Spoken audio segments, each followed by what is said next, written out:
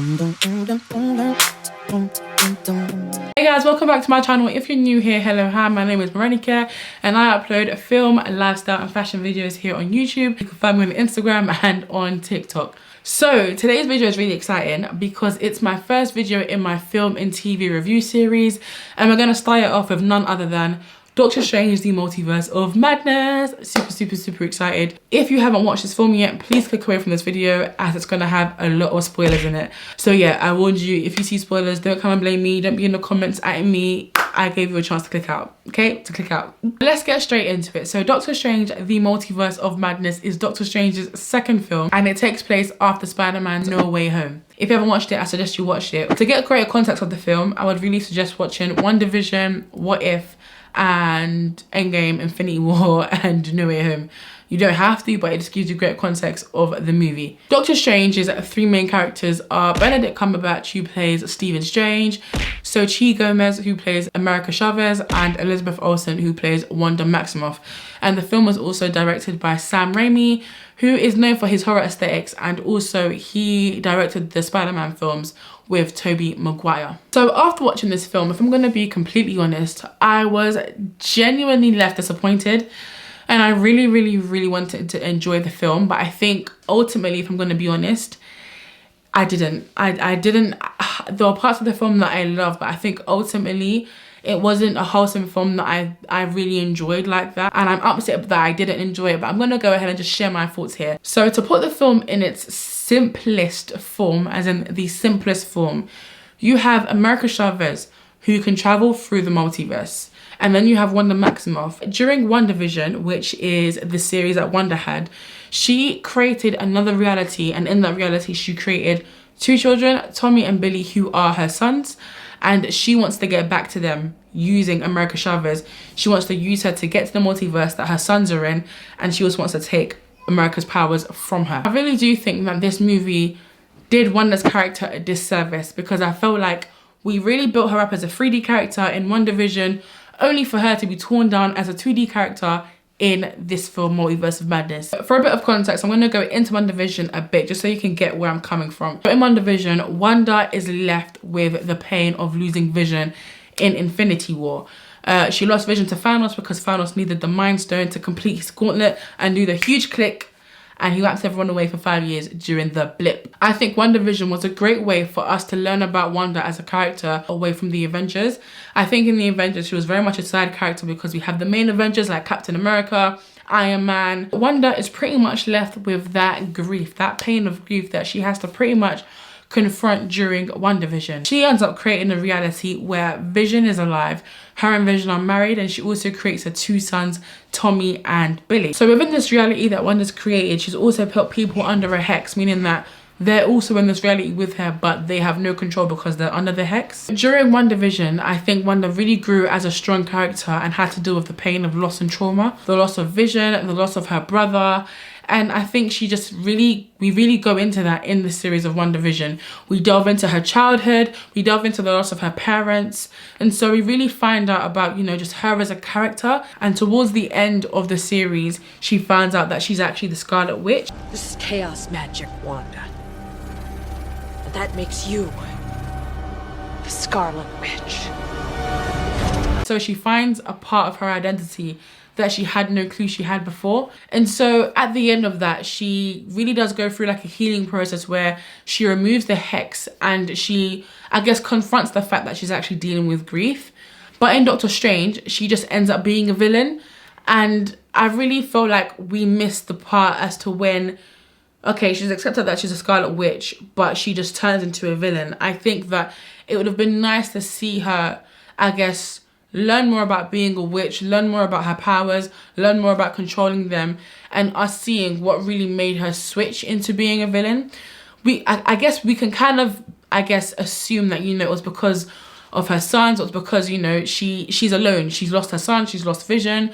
But I really do wish that we saw that part of her actually turning into a villain and what really made that switch for her. At the end of WandaVision, we saw her reading the Darkhold, but I think that us seeing that would have been a lot better, because it's almost as if in Doctor Strange, she just goes on a killing spree and she's suddenly this powerful witch, but we didn't see her become that. in WandaVision, we only saw her find out that she was a witch. So I really do wish we saw that more in Doctor Strange. And I think that the character work that they done in WandaVision was so excellent that they built her up into a character. She ended up being a very, very strong character. But I think in this new, in the film, she was very much 2D and just on a killing spree because she wanted to be reunited with her sons. But for me, whilst watching the film, I didn't feel like that was a strong enough justification for all of the chaos and killing that she done in the movie. I felt like it was quite weak, in my opinion. Moving on to America Chavez. America Chavez can travel through the multiverse, and she has a power where she can open up a portal and go or take anyone to a universe within the multiverse. And she's quite key within this story because she's really, I guess, a key in herself because she can travel through the multiverse. And that's the reason why Wanda wants to kill her and wants to take her power and wants America Chavez. So she's trying to kidnap her throughout the whole film. During the film, we get to see one of America's memories with her two mothers, where a bee comes near her and she gets scared as a child, and she opens up a portal and I guess exiles her mothers to a specific universe within the multiverse. But she's been traveling the multiverse for years and hasn't been able to find her mothers. And I think what was, I guess, a bit annoying about, not specifically about America, but I guess about the writing, was that America didn't know how to use her powers throughout the whole movie, but Strange gives her a speech like, you know, you can do it, the power's within you, and suddenly she can control her powers. And she ends up showing Wanda what Wanda needed to see at the beginning of the movie, which was that she opened up a portal to the multiverse that Wanda's children were in, Tommy and Billy. And Tommy and Billy saw Wanda for who she was, which was a monster. And it took Wanda seeing that to realize the damage that she had actually caused and the havoc that she had created within the movie. And she ends up destroying the Darkhold throughout the multiverse. And I think she just causes a building to collapse on herself. But I find that such a cheap way, I guess, to like end the character's story. And I think from that point, it's quite annoying because it's like, okay, so where do we go from here with Wanda's journey? They created such a complex psychological character within WandaVision, only to like make her a Netflix villain and goes on a killing spree. So I feel like that was really upsetting, and it kind of felt like, okay, so what do we do from this point with Wanda? Slightly going on to Doctor Strange, I don't think there's much we can say about him within this movie because it didn't feel like his movie, it felt like Wanda's movie. And I think that the most common theme that was surrounding him was, are you happy? And I think throughout the movie he had to ask himself whether he was happy. What I really love about the movie is in the first 10 to 15 minutes he does get questioned quite a lot on his decision to give Thanos this time stone, asking him if it was the only way. And in this movie, Doctor Strange had to fight a version of himself, and I just feel like within the movie as well, a lot of the Doctor Stranges from other universes were almost like a darker version of him in some way, shape or form.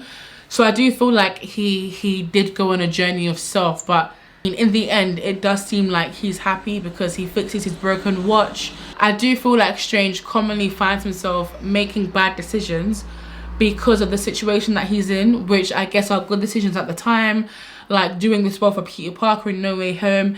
And in this one, he was doing a concept called dreamwalking. So dreamwalking is when you inhabit an alternate version of yourself in a multiverse. And he was doing that in this film with a dead version of himself. And because he done that spell through the Darkhold, he opens up his third eye. So that does have consequences for him, I think, in the films to come or the series to come. Going on to the cameo, I think there was a lot of fan service within this film. So we do get a cameo from quite a few characters. So we get a cameo from Reed Richards from Fantastic Four, and he was played by John Krasinski. We also get Maria Rambeau, who's Captain Marvel in this particular universe. We get Professor X, we also get Black Bolt, and we get Peggy Carter as Captain Carter. And I think during that point in the movie, it was so fun to see them because obviously it's a fan service. I was like, oh my gosh, like they're here. It was just like really, really exciting. So Doctor Strange in that particular universe had set them up as the Illuminati. It was really fun seeing those characters, and I think at that point in the movie, I was really excited to see what was going to happen, because during the movie, when Strange was telling them about Wanda, they didn't seem threatened by her at all as a witch. So I thought, okay, the Illuminati are here. You know, they're going to finally stop Wanda. And then Wanda goes on a killing spree, killing every single one of them. And at that point, I was just like, yeah, do you know what? I've checked out of this film. Black Bolt ends up dying by, I think she removes his mouth. So I guess he, I don't know, opens his mouth and he basically kills his brain, or just kills him. I don't know how to put it. He kills himself. She turns Reed Richards into spaghetti. She literally slices Captain Carter in half, and she kills Captain Marvel by bringing a building or a statue on top of her. We saw them for like 7 minutes and they were dead. For me, that was really annoying. I don't have anything against fan service, but fan service is its best when it serves a purpose for the movie. And I think at this movie, it did not serve a purpose because Wanda killed them, which kind of pulls onto my 2D point into just making her just a killing machine. It's like it had no depth to it. And I think at that point, I just thought, okay, this is getting boring. She's just killing everything and anyone that's in her way. Moving on to Sam Raimi, in my opinion, I don't think he was the best person to direct the film, to move the film forward, because the film really just felt like a junction point. It just felt like a middle of a story. It didn't feel like it was actually moving anything forward. Yes, we were introduced to the multiverse in quite a bit more detail with the Book of Ashanti, you know, the Darkhold and things like that, and just seeing the multiverse and seeing someone that can actually travel through the multiverse. But barring that, I don't know what the film actually done. And I think with Sam Raimi's dark horror aesthetic, I don't know if it worked well for the movie, because it almost felt like a bad horror movie at times. Like, we saw a lot of blood. It was quite gory, which is very new for a Marvel movie. But I do think that, I guess it does make sense because she is a witch. But there were really, really cool scenes. Like, there was a scene where she was using reflections to like come out of a trapped place. And there was really, really cool bits within the film. And there were really cool elements, such as when Doctor Strange was fighting a darker version of himself and they were fighting each other using musical notes. I thought that was really cool in and of itself. But in terms of the actual bigger picture, I don't think it was actually necessary. And so, yeah, I just feel like Sam's depiction of Wanda within this film was a huge disservice to her character, because it was just 2D. It was, I want my children, nothing's going to stop me, I'm going to kill everything that's in my way. When that's not really the complex character that we grew to love in WandaVision. So in conclusion, I think my general thoughts are, yeah, I was pretty disappointed with the movie. I did love a few parts, but I really do hope, I don't know, because with Wanda, it just kind of feels like her story's finished. Because I feel like it's either she becomes like a really, really super villain, or she says sorry and goes to refine herself again. But I don't know where they can take her character from here. I'm really excited to see what they do with America Chavez. Oh, but yeah, in terms of the post-credit scenes, so I really found the post-credit scenes quite disappointing again. I'll go into the final post-credit scene. So it was of a specific actor, I can't remember his name, but Strange put a spell on him to basically punch himself and slap himself for 3 weeks straight. And when it finally finished, he says to the camera, "It's over." And for me, I was just kind of like, wow, that was so enlightening. Wow. It was like after the movie gave us nothing, the post-credit scenes were like, here's nothing too. And before that, there was obviously a credit scene where Strange was walking, hunky-dory, he was okay. Then whilst crossing the road, he starts screaming and we see his third eye open up. And I think that's as a result of him using the Darkhold and using the spell to dreamwalk. And within that post-credit scene, we're introduced to another character, and she's basically like, you made a mess of the multiverse, let's go and clean it up. And I think she opens up a portal to the dark dimension, which I'm really, really looking forward to seeing. But I think all in all of this film, I just wasn't that impressed. And I'm upset that I wasn't that impressed. But I am excited for what's to come next. But I think for me, I was really expecting like this to be the culmination of, you know, like Loki, open up the multiverse, and Spider-Man, and just I really wanted us to delve into it properly. But it just almost felt like a Wanda revenge story. And I think Doctor Strange, as in the film, and his character had a lot more to give than just playing side characters to Wanda's mission. That's what it felt like. And it was just like, it just felt like a basic movie. But yeah, guys, that's what I thought. Please let me know what you think in the comments. I do apologize if my review wasn't that coherent. I'm still getting used to reviewing stuff, so please let me know how you felt about it and what you think about the film. And yeah, don't forget to comment and subscribe, and I'll see you in my next video. Bye, guys.